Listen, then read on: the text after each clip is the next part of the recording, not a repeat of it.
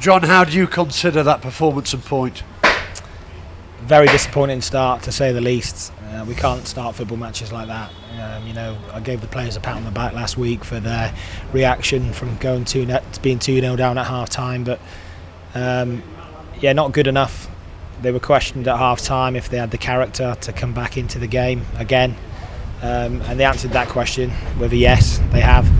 But I expect that kind of fight and determination from minute one. You know what you're going to get from Morecambe. They're going to be in your face from the start of the game, and they'll fight for every inch and fight for every point. And if you don't match them, you come up short, and that's certainly what we did in the first half an hour of the game. Like any game that you go 2-0 down in, if you eventually get a point, I suppose it's not a bad one, but we'll be really focusing on how we start football matches from this point onwards, because that's unacceptable. Yeah, how do you address the start in games? Well, speak to the players on Monday. We'll have a sit down. We had a brief chat there after the game, but there's a lot of emotion running around, so you've got to be careful you don't say the wrong thing. But we'll review the video. We'll have a look at a number of things, and then it'll be a discussion, man to man. Is that good enough? Yes, no. Well, make sure it is next week. What are you calling for in summary? Character, leaders, people that aren't scared when the crowd are on their back, people that react well to adversity, that type of player. I know it's difficult. I know people get frustrated, and rightly so, when you're 2-0 down at home.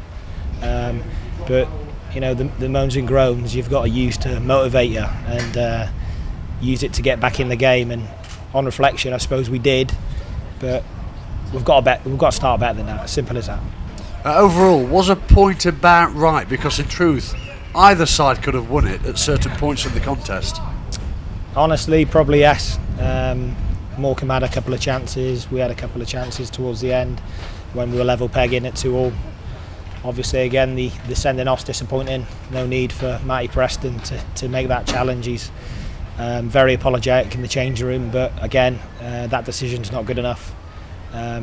But it takes a man to hold his hand up and say he was in the wrong, and Matty's done that. So